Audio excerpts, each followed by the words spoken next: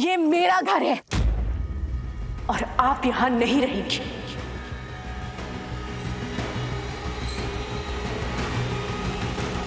आपको इस घर के बाहर रहना होगा।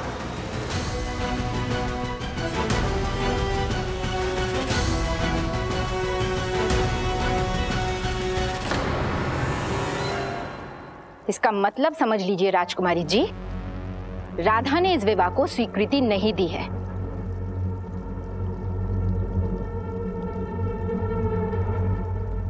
और अगर मैं असभ्य शब्दों में कहूं तो समाज की नजरों में आपका अस्तित्व एक कुलदासी से ज्यादा और कुछ नहीं होगा।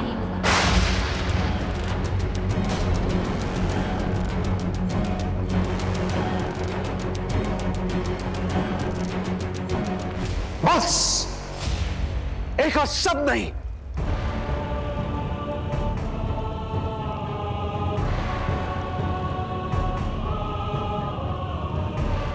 राधा, समझने की कोशिश करो। क्या समझूं मैं? इतना कुछ हो जाने के बाद भी आपने हमेशा मेरी मां को गलत कहा और आज मुझे लग रहा है कि मैं कितनी मूर्ख थी।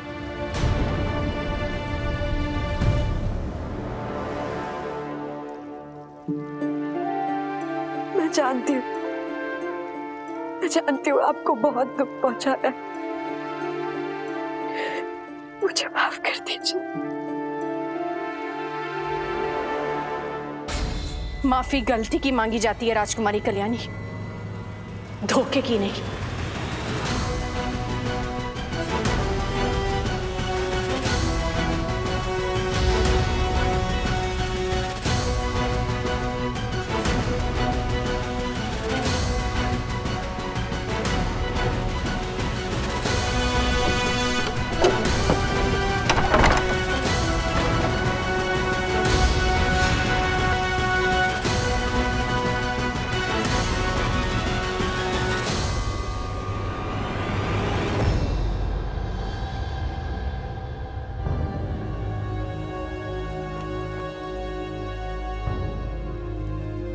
आपने बुलाया मुझे? जब से तुम्हें गोद लिया है और तुम इस घर में आए हो, मेरा ये विश्वास रहा है कि तुम मेरे अपने हो, मेरे ही अंश हो। मैंने सोचा था कि मैं तुम्हें अच्छे संस्कार देकर पालूंगी और मैंने वही किया। लेकिन मैं ये भी देख रही थी मेरी दी हुई हर शिक्षा से कहीं बेहतर साबित हो रहे हो। तुमने कभी भी कुछ ऐसा नहीं किया जिससे कोई मुझ पर सवाल उठाए, मेरी परवरिश पर सवाल उठाए। कुछ भी हो जाए, मुझे कहीं ना कहीं ये विश्वास था कि तुम कभी भी कोई मर्यादा नहीं तोड़ोगी। विश्वास था कि तुम हर संबंध, हर रिश्ते का मान रखोगी। और मेरा ये विश्वास कभी भी गलत सिद्ध नहीं हुआ था।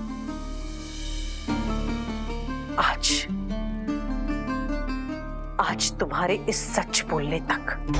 मैं जानता हूं कि आपको बहुत दुख पहुंचा है, लेकिन उसका कारण मैं बता चुका हूं। मैंने सोचा उसके बारे में और मुझे यही लगा कि तुम्हारी मंशा गलत नहीं थी। सच छुपाने का कारण बहुत बड़ा था, राधा को किसी भी तरह के दुख से दूर रखने का। मैं समझती हूँ, लेकिन तुमने जो किया है उसके परिणाम तुम्हें भुगतने होंगे। राधा को चोट पहुंची है, उसके विश्वास, उसके आत्मसम्मान को चोट पहुंची है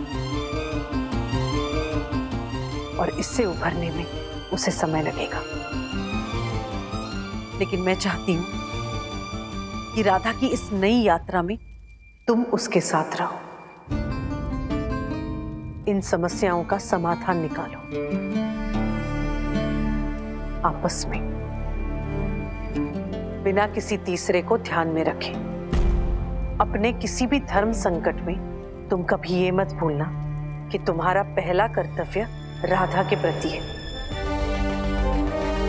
राधा तुम्हारी पहली जिम्मेदारी है, तुम्हारा पहला प्यार है। कभी मत भूलना।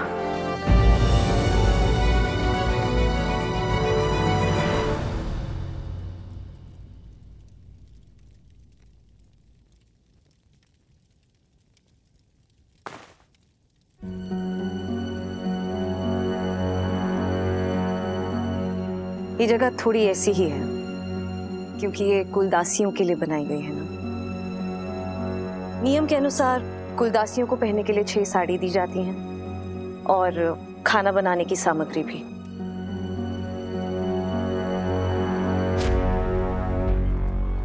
अब कुलदासियों के लिए सेवक सेविकाएं तो नहीं होती हैं, तो उनको अपना खाना खुद ही बनाना पड़ता है।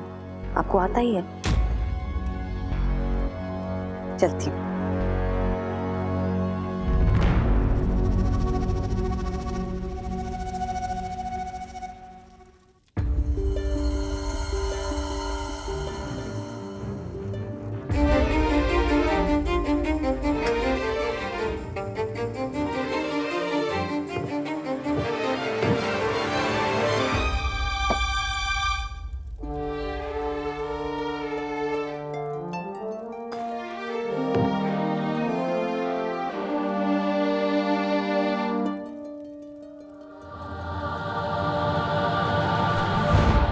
अब्बा जी राजकुमारी कल्याणी कहाँ है? वो अपने कक्ष में नहीं है।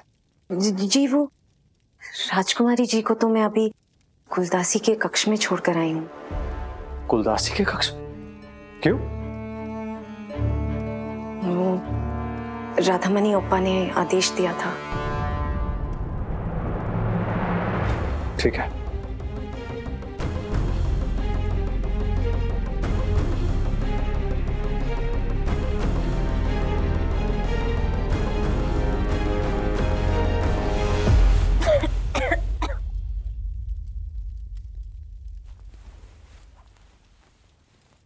अपने किसी भी धर्म संकट में तुम कभी ये मत भूलना कि तुम्हारा पहला कर्तव्य राधा के प्रति है। राधा तुम्हारी पहली जिम्मेदारी है।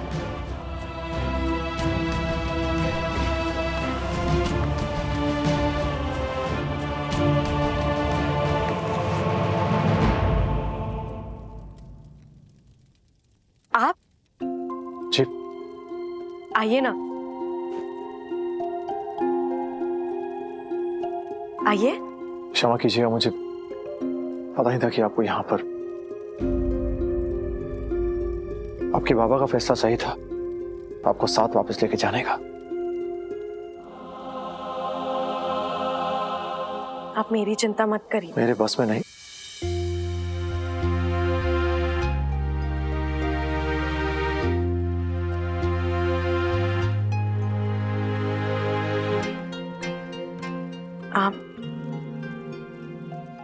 आप ठीक तो है ना?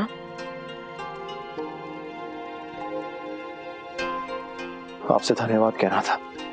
किस लिए?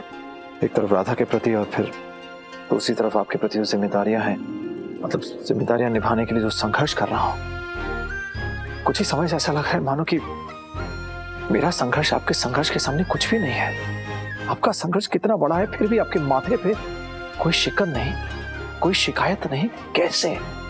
हमने जो कुछ भी किया राधा दीदी के लिए किया। जो कुछ भी हो रहा है राधा दीदी के लिए हो रहा है, और आगे जो कुछ भी होगा वो राधा दीदी के लिए ही होने दीजिए।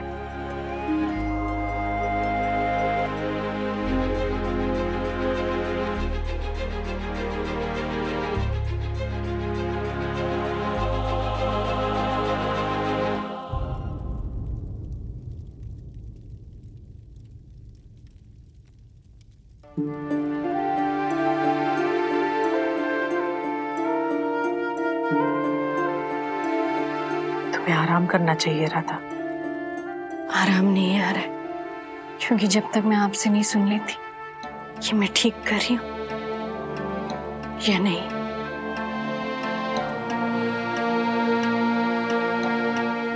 तुम इस कुल की स्वामिनी हो, तुम्हें तुम्हारे फैसले लेने का अधिकार है। जानती हो तुमने क्या किया है? आज पहली बार तुमने अपने अस्तित्व के बारे में स्वतंत्र होकर सोचा है। और मैं तुमसे तुम्हारी ये स्वतंत्रता छीनना नहीं चाहती। मैं ये भी नहीं कहना चाहती कि तुम सही हो या गलत, लेकिन इतना चाहती हूं कि तुम सोचो जरूर कि तुम जो कर रही हो उसका आधार सिर्फ तुम्हारा स्वार्थ ना हो। जरूरी नहीं कि कोई हमारे साथ अगर गलत करे तो उसको अपने घाव दिखाने में हम अपने आप को ही खो दें। तो आप मानती है कि मेरे साथ गलत हुआ है? अगर मुझे ऐसा नहीं लगता तो मैं कहती जरूर। तुम्हारे फैसले पर प्रश्न जरूर उठाती। तुम्हारा जगबंधु से नाराज होना बिल्कुल सही है, तुम्हारा अधिकार है वो। मैं समझती हूं तुम पर क्या बीत रही। विश्वास हिल जाए तो संबंधों का आधार भी हिल जाता है। तुम जगबंधु की अर्धांगिनी हो, स्वामिनी हो, लेकिन उसके साथ तुम इस कुल की भी स्वामिनी हो। तुम्हें तुम्हारी सभी जिम्मेदारियों का ध्यान रखना पड़ेगा। मैं बक्सी जी की स्वामिनी हूं, इसीलिए इस कुल की भी स्वामिनी हूं। अगर मैं बक्सी जी की स्वामिनी होने के अधिकारों की रक्षा नहीं कर पाई तो इस कुल की स्वामिनी होने के अधिकारों की रक्षा कैसे कर पाऊंगी?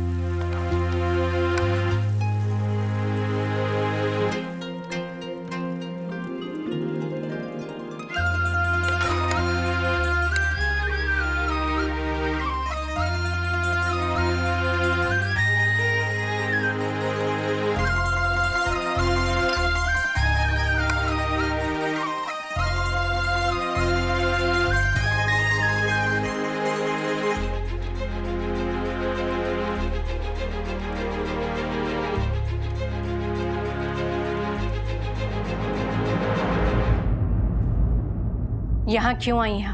मैंने आज मेरी पहली रसोई बनाई है। पहली रसोई? ये तो नई बहू का अधिकार होता है,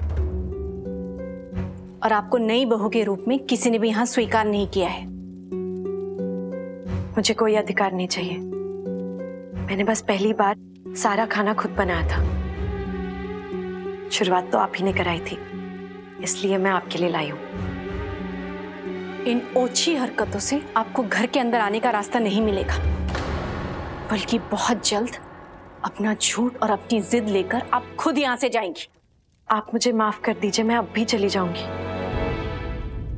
लेकिन जब तक आप मुझे माफ नहीं करती तब तक ना तो मैं इस दुख से मुक्त हो सकूंगी, ना ही आप। मेरे मुक्त होने ना होने की चिंता अब एक कुलदासी करेगी। जब कुल स्वामिनी कुलदासी से नाराज हो तब कुलदासी को कुल स्वामिनी की चिंता तो करनी ही पड़ेगी। महान बनने का दिखावा करना चाहती है ना? कि देखो राधा मणि ने मेरे साथ कितना बुरा किया, फिर भी मुझे उसकी चिंता है। मुझे नहीं लगता आपने मेरे साथ बुरा किया है। मैंने जो कुछ किया ये उसी की सजा है, और मैं पूरे दिल से इस सजा को काटूंगी। पर अभी खाने का निरादर मत करिए। मैंने बहुत प्यार से बनाया है। मुझे रसोई का कुछ भी नहीं आता था, आप ही से सीखा है।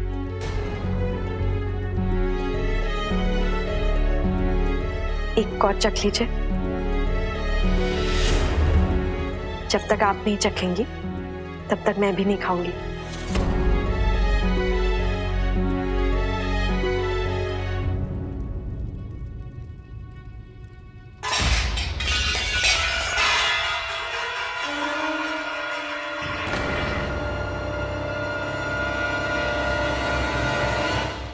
तो भूखी रहिए, नहीं चाहिए कुछ भी, ना आपकी चिंता ना आपकी क्षमा याचना।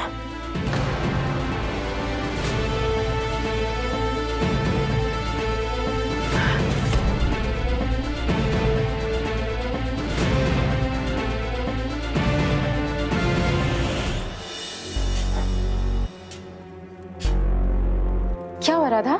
क्या होगा माँ? वही कल्याणी। राधा मेरी बच्ची, अपना ध्यान रखो। कब तक ऐसे दुखी रहोगी? खाना बना के लाई थी वो, मुझे याद दिला रही थी कि मैंने ही सिखाया है। मेरे घाव पर नमक लगाने आई थी वो।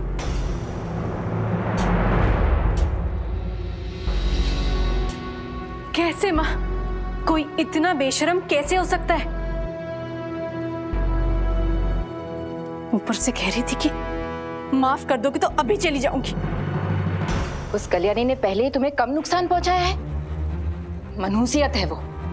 बोल दो माफ किया और जाने दो उसे। नहीं माँ, नहीं। जितना दुख उन्होंने मुझे पहुंचाया है उतना ही दुख उन्हें भी होना चाहिए। जितना अपमान उन्होंने मेरा किया है उतना ही अपमान उनका भी होना चाहिए।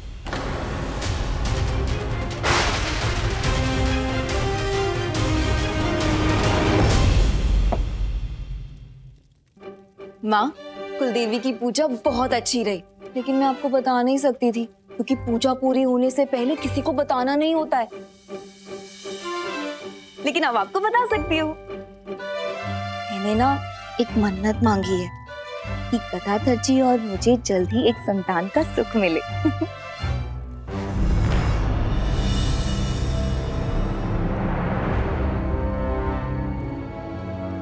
और आपको पता है पंडित जी ने मुझे कहा तथास्तु, जैसे ऋषि मुनि आशीर्वाद देते थे ना पहले पहले, बिल्कुल वैसा ही। आप भी आशीर्वाद दीजिए ना।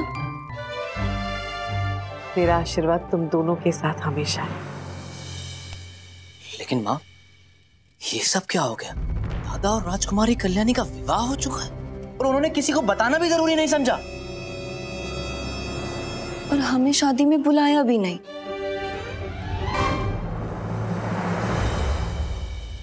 ये बिल्कुल अच्छा नहीं किया दादा ने। उन्होंने एक बार भी भाभी के बारे में नहीं सोचा। क्या क्या बीती होगी उन पर, कितनी दुखी होंगी वो। राजकुमारी कल्याणी को धक्के मार के इस घर से बाहर निकाल देना चाहिए। गदाधर, मैं तुम्हारी भावना समझ सकती हूँ, लेकिन कुछ भी करने से ज्यादा जरूरी यही देखना है कि पक्षी कुल की मर्यादाएं क्या है। लेकिन माँ, मर्यादा एक तरफ से देखने का क्या फायदा? बहुत अच्छा किया राधा भाभी ने, उस कल्याणी को स्वीकृति नहीं दी। वैसे ही बहुत कुछ हो चुका है और इस समय क्या करना है क्या नहीं करना है इसका फैसला मैंने राधा और जगबंधु पर छोड़ दिया है, और बीच में कोई नहीं पड़ेगा। मैं नहीं चाहती कि तुम दोनों इस मुद्दे पर किसी से भी बात करो। जी।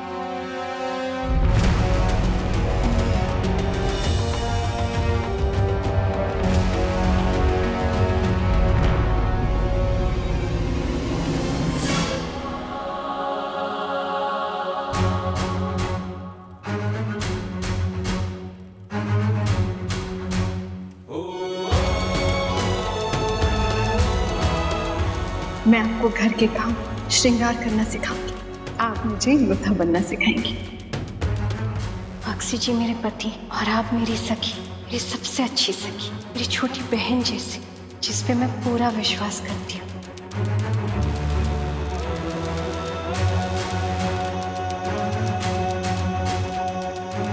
मुझे खुशी तो इस बात की है कि आपने अपने आप को इस परिवार का हिस्सा मान लिया।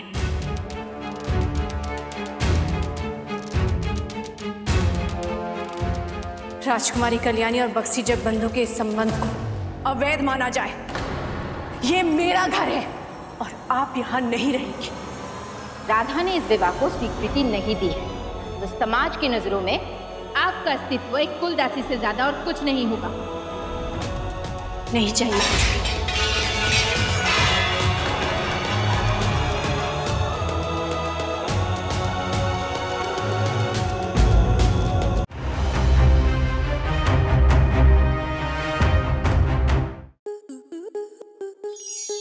स्टार प्लस के ऐसे ही और बेहतरीन लम्हे देखने के लिए सब्सक्राइब करें हमारे YouTube चैनल को।